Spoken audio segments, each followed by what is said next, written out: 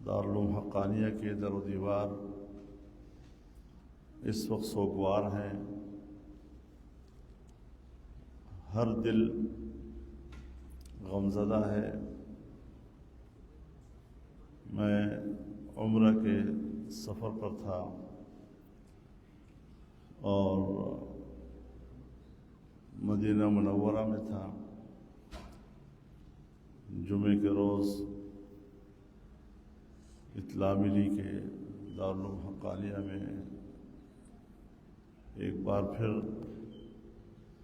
ایک جانکاہ سانحہ رونما ہوا ہے.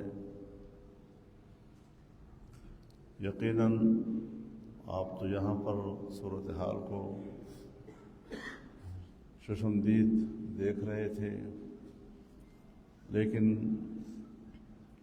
ساری تصویر میرے سامنے تھی اور وہ میں جانتا ہوں یا میرا رب جانتا ہے کہ وہ لمحات کس قدر کرب کے لمحات تھے، کس قدر تکلیف کے لمحات تھے. لیکن ہمارا ایمان ہے اور ہمارا عقیدہ ہے کہ نہ تو موت کا وقت معلوم ہے، نہ ہی موت کی جگہ معلوم ہے، اور نہ ہی موت کا سبب معلوم ہے. اللہ تعالیٰ کے فیصلے ہیں. دنیوی زندگی میں انسان ایک دوسرے سے مانوس ہوتے ہیں، ایک محبت کا تعلق ہوتا ہے، اور یکدم سی جب جدائی آتی ہے تو پھر ایک بشری تقاضا ہے کہ وہ جدائی قابل برداشت نہیں ہوتی.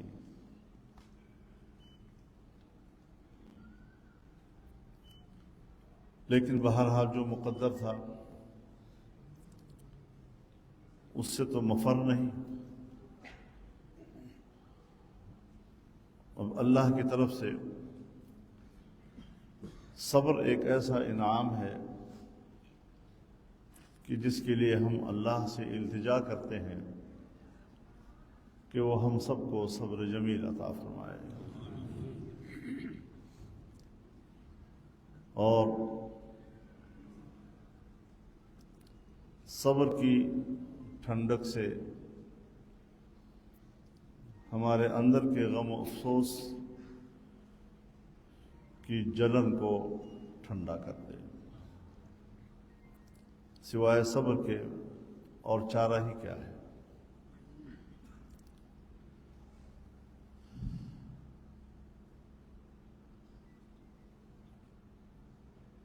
مجھے یوں احساس ہو رہا تھا جیسے یہ حملہ صرف حامد الحق پر نہیں ہوا بلکہ میرے گھر اور میرے مدرسے پہ ہوا ہے، میرے مادری علمی پہ ہوا ہے.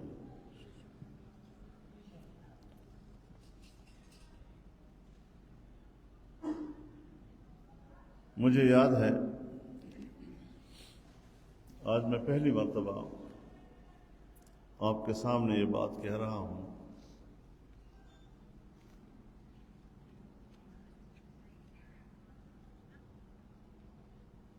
کچھ میری معلومات تھی کہ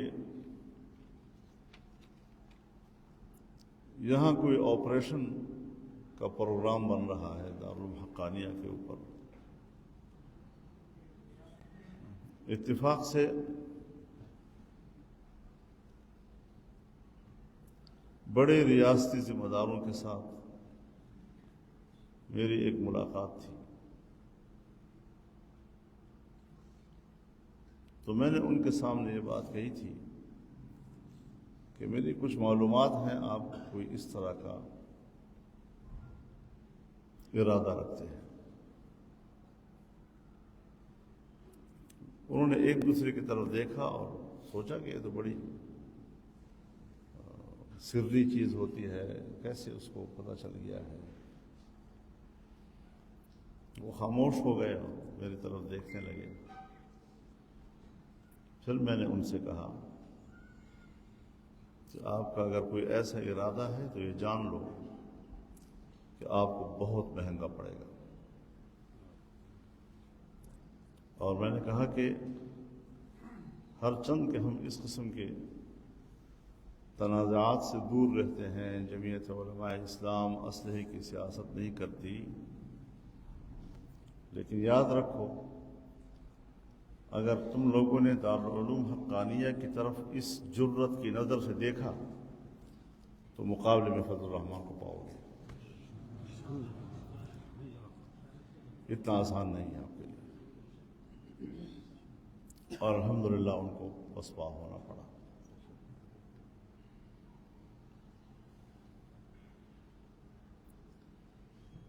تو اس حوالے سے آج بھی میرے جذبات وہی ہیں، اور اس کو میں اپنے مادر علمی، اپنے گھر، اپنے عزت پر حملہ سمجھتا ہوں۔ حامد الحق ایک بے ضرر انسان، لیکن آج بھی میں نے کچھ دوستوں سے کہا کہ مسئلہ حامد الحق صاحب کا نہیں ہے، وہ ہمارا برخوردار تھا، لیکن دارالعلوم حقانیہ کی نسبت ہے، ایک بڑی خبر بنانی تھی انہوں نے۔ انسان کی جان سے کھیلنا، پھر مسلمان کی جان سے کھیلنا،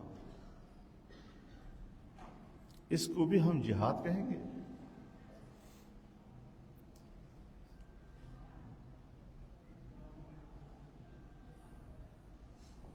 یہ بندوق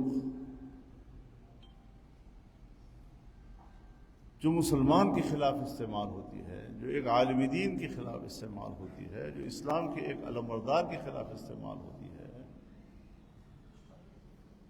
یہ تمہارے جذبات تو ہو سکتے ہیں، یہ تمہاری تنگ نظری تو ہو سکتی ہے، یہ کسی سازش کا ایک سبب تو ہو سکتا ہے، ذریعہ تو ہو سکتا ہے، لیکن یہ جہاد نہیں ہو سکتا،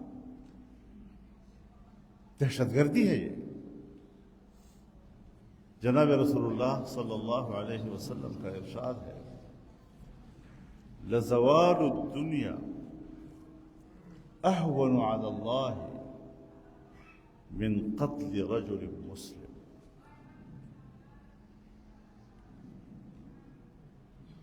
پوری دنیا تباہ ہو جائے،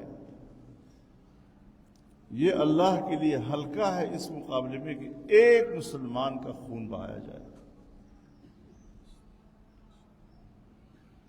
ایک دوسری روایت میں ہے، لہدم الکعبۃ اہون علی اللہ من دم رجل مسلم۔ پورا کعبہ گر جائے، اس کو اللہ تعالیٰ کو اتنی پرواہ نہیں، لیکن اس کے مقابلے میں ایک مسلمان کا خون بہے۔ اور کعبے کو خطاب کرتے ہیں طواف کے دوران کہ تو عظمت والا گھر ہے، لیکن مسلمان کا خون تیرے سے عظمت میں زیادہ ہے۔ اس کو ہم نے اسلام کے نام لیواؤں نے اتنا ہلکا سمجھ لیا ہے، اتنا معمولی سمجھ لیا ہے، یعنی یہ لوگ آخرت کے مواخذے سے بے نیاز ہو چکے ہیں، اور ایک مسلمان کے قتل کو جہاد کہہ کر سمجھتے ہیں کہ ہم جنت میں جائیں گے، اس کو ذریعہ جنت سمجھتے ہیں۔ ومن يقتل مؤمنا متعمدا فجزاؤه جهنم خالدا فيها وغضب الله عليه ولعنه وأعد له عذابا أليما۔ بیک وقت اللہ تعالیٰ اتنے غصے میں آ کر 5 سزائیں ایک مؤمن کے قتل کو سناتا ہے۔ ہم اتنے غیر محتاط ہو گئے ہیں، اس کو جہاد کہتے ہیں پھر ہم؟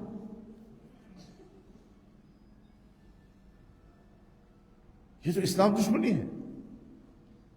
یہ تو مسلمان دشمنی ہے. یہی تو وہ سفک دماء ہے کہ جس کی وجہ سے ملائکہ نے اعتراض کیا تھا. قالوا اتجعل فيها من يفسد فيها ويسفك الدماء.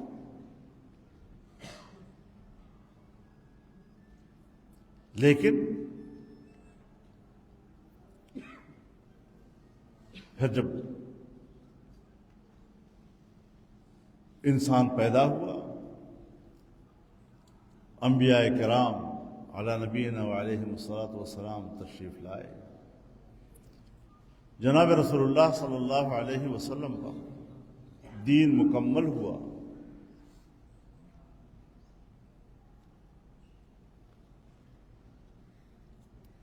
تو جب مسجد میں لوگ بیٹھے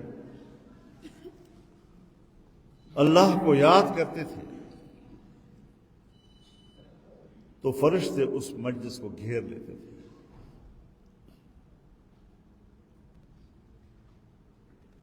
اور اپنے بارے میں سوچتے تھے کہ اس انسان پر ہم نے یہ اعتراض کیا تھا، اس کے بارے میں ہم نے یہ کہا تھا. چنانچہ جناب رسول اللہ صلی اللہ علیہ وسلم کا ارشاد ہے،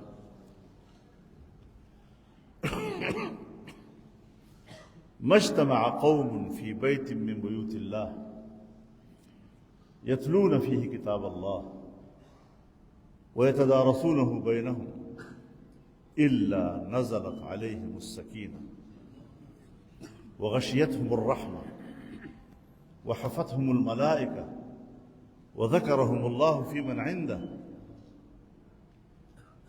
اللہ کے گھر میں بیٹھے ہوئے لوگوں کے لیے کیا کیا نقد انعامات اللہ تعالیٰ نے اعلان کیے. نزلت علیہم السکینہ، یہ پہلا انعام ہے نقد، اور سکینہ ضد ہے اضطرار کا، پریشانی کا.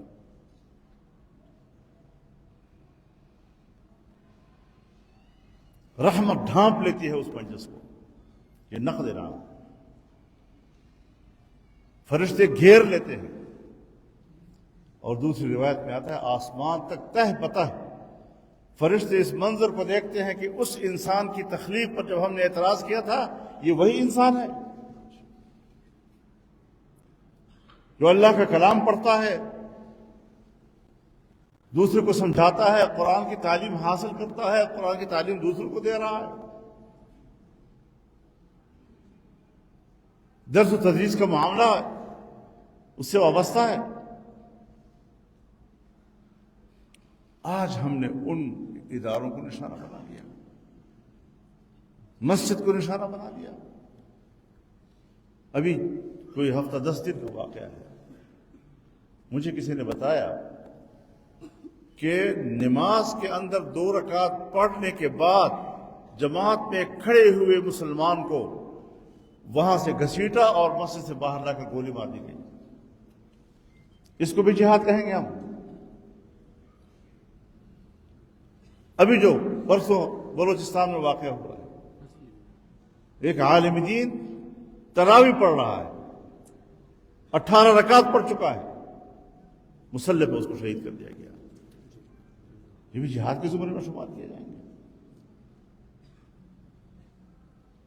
یہ بھی سرزمین وطن کے ساتھ محبت کی علامت ہوگی.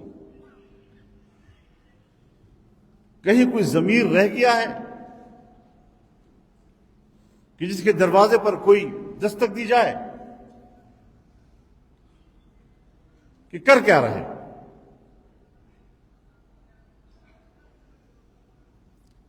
عجیب بات ہے، حضرت شیخ مولانا حسن جان کو شہید کیا جائے. میں اپنے شیخ اور اپنے استاد کو شہید بھی کہوں گا اور اس کے قاتل کو مجاہد بھی کہوں گا.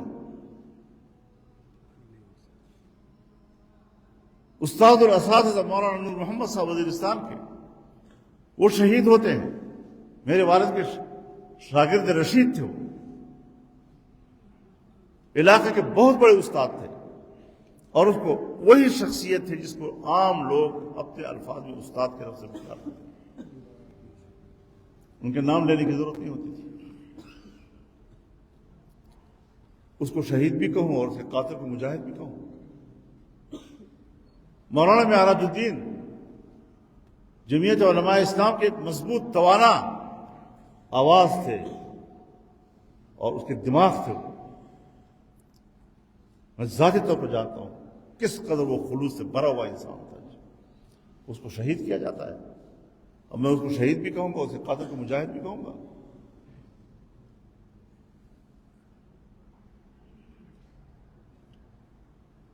باجوڑ کے جلسے میں تحصیل لیول کا ایک جلسہ، چھوٹا سا جلسہ، وہاں خودکش کیا جاتا ہے. ہم 90 جنازے اٹھاتے ہیں، ایک جلسے کے 90 جنازے. میں اپنے ان جوانوں کو شہداء کا نام بھی دوں گا اور اس کے قاتل کو میں کہوں گا کہ یہ مجاہد ہے. کم از کم میرے بھائیوں، میرے دوستوں، اس تضاد کو سینے میں جگہ مت دیجیے. یہ کالی آندھیاں ہیں، آتی ہیں گزر جائیں گے انشاءاللہ. لیکن یہ مدارس رہیں گے، یہ علماء رہیں گے، جمعیت علماء رہے گی اور دین کا آواز وہ سربلند رہے گا انشاءاللہ. اعلاء کلمت اللہ کی نیت سے کام کرو، بس یہی جہاد.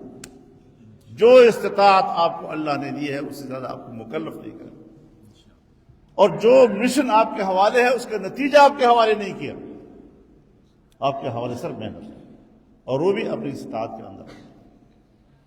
وفاق المدارس العربیہ کام کر رہا ہے، تمام مکاتب فکر کے مدارس کام کر رہے ہیں، علماء کام کر رہے ہیں، مساجد آباد ہیں، مدارس آباد ہیں. مولانا سمیع الحق صاحب شہید ہوئے. کیا دارالعلوم کی کسی ایک طالب علم میں کوئی کمی آئی؟ اضافہ ہوا.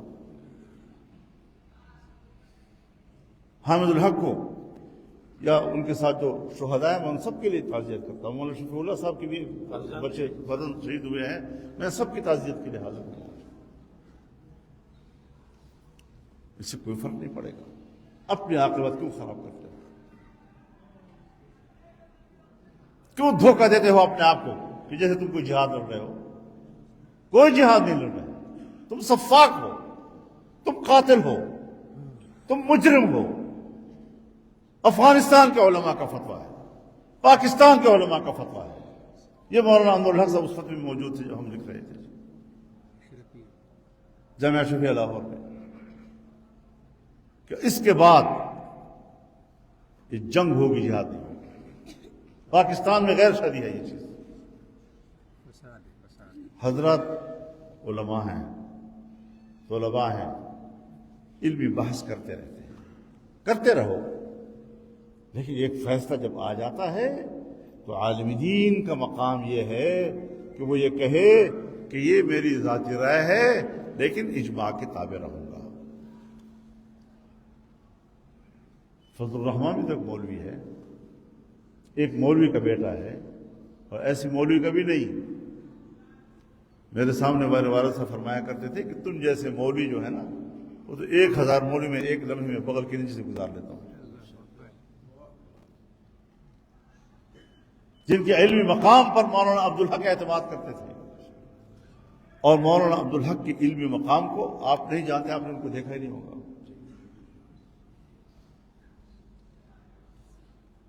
میں نے یہاں کے تمام اس زمانے کے ہم عصر اساتذہ کو سنا ہے، اور آپ کو پتہ ہے کہ صحیح ستہ جب پڑھائے جاتے ہیں تو ایک حدیث مختلف کتابوں میں مکرر آتا ہے، بلکہ بعض دفعہ ایک کتاب میں مکرر آ جاتا ہے.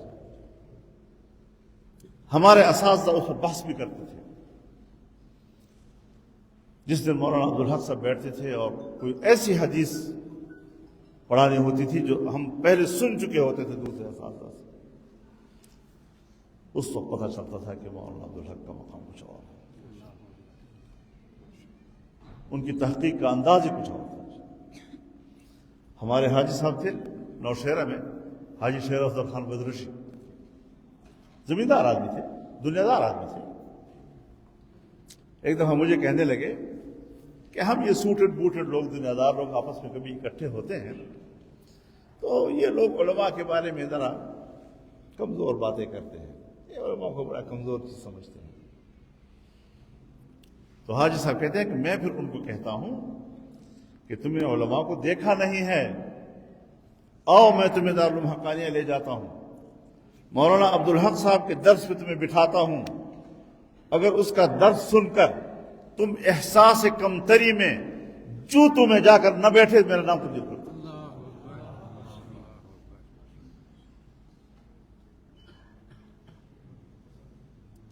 ہم نے تو ایسے اکابر کو دیکھا ہے. کتابیں لکھی جا رہی ہیں. حضرت شیخ الہند گدے پانی میں داخل ہو گئے تھے. مولانا حسین احمد مدنی نے کفر کیا، مفتی کفایت اللہ نے کفر کیا، مولانا عبید اللہ سندھی نے کفر کیا. اتنی جرات. عبداللہ درخواستی نے کفر کیا، احمد علی لاہوری نے کفر کیا، مفتی محمود نے کفر کیا. ہوتے کون ہو تم لوگ جاہل کے بچوں کہ تم اتنے بڑے اکابرین کے بارے میں اس قسم کی حضرت سرائی کرتے ہو؟ تمہیں شرم نہیں آتی؟ کتابیں لکھتے ہو. میں ایسی کتابوں کو ریزہ کر کے ہوا میں پھینکتا ہوں. کوئی ایسی زندگی نہیں ہے. مجھے اپنے اکابر پہ اعتماد ہے. میرے پاس حدیث کی اور دین کی سند انہی کی ہے، اور میں ان کی سند کو اتنا بڑا مقام دیتا ہوں کہ اگر ان اکابرین کی تشریحات کے مطابق کوئی حدیث پڑھائے گا تو میری اجازت اس کو ہوگی، ورنہ نہیں ہوگی.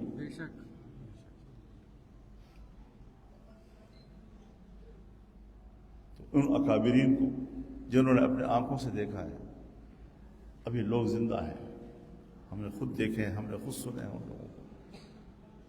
تم کیا چیز ہو، کیا حیثیت ہے؟ بارود رکھا ہے اپنے پاس، اڑا دو گے ہمیں.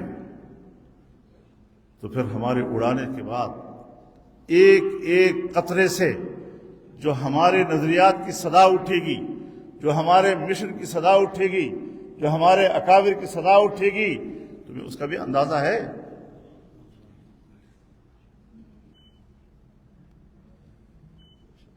بہرحال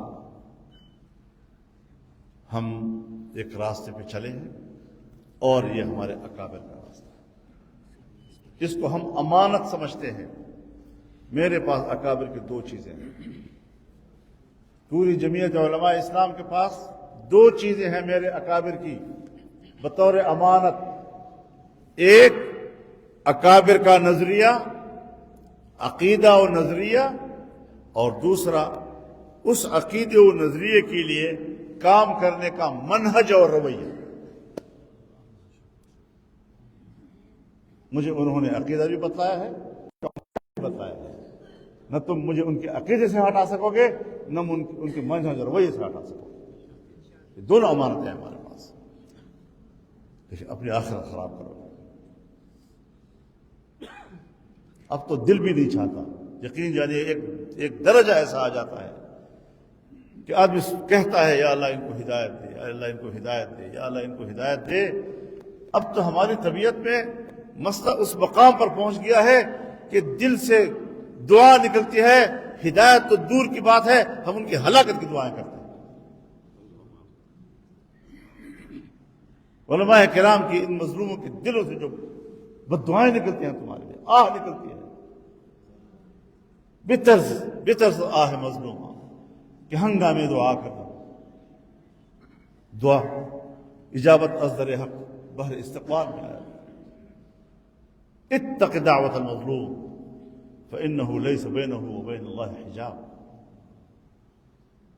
ان مظلوموں کے آہوں سے ڈرو، ان کی بددعاؤں سے ڈرو. ان کی بددعاؤں کے نتیجے میں سوائے ہلاکت کے تمہارا کوئی اور انجام نہیں ہو. دنیا بھی تباہ اور آخرت بھی. خسر الدنیا والآخرہ.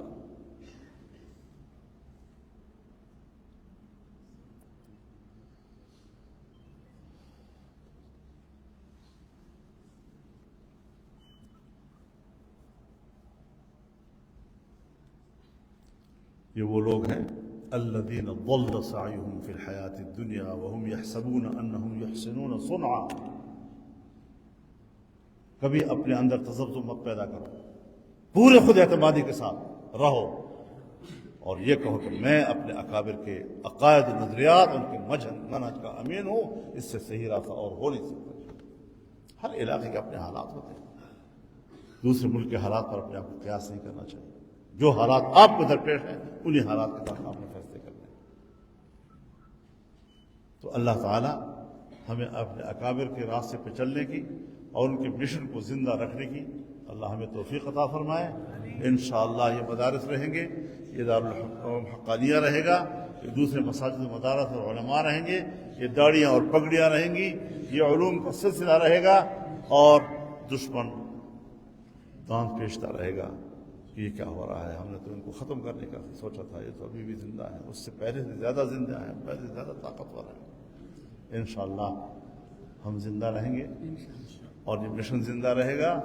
ہماری مادی زندگی کا کوئی حساب نہیں ہے، لیکن ہمارا مشن چلتا رہے۔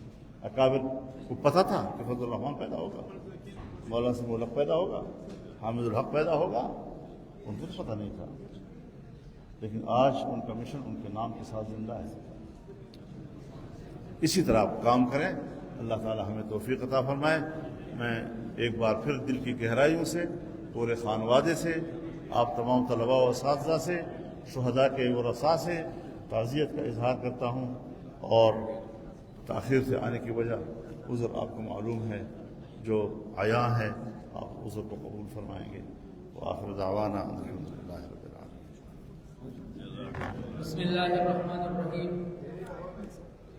میں حضرت مولانا فضل الرحمان صاحب دامت برکاتہم العالیہ کا تہ دل سے مشکور ہوں کہ ہمارے زخمی دلوں کو ٹکور دینے کے لیے آپ تشریف لائے۔ ہم پہ جو ظلم ہوا آپ ہمیں تسلی دینے کے لیے یہاں تشریف لائے۔ حضرت مولانا فضل الرحمان صاحب، ہم انشاءاللہ حضرت مولانا سمیع الحق شہید، حضرت مولانا حامد الحق شہید اور آپ جیسے اکابرین کا مشن نہیں چھوڑیں گے۔ ہم انشاءاللہ آپ سے سرپرستی کی توقع رکھتے ہیں اور آپ کریں گے۔ ہمارے والدین چلے گئے لیکن آپ اب ہمارے والدین ہیں۔ ہم انشاءاللہ دارالعلوم حقانیہ اور ہماری جماعت اس کی سرپرستی انشاءاللہ آپ فرمائیں گے، ہمارے خانوادے کی سرپرستی آپ فرمائیں گے انشاءاللہ۔ آپ سب کا بہت شکریہ۔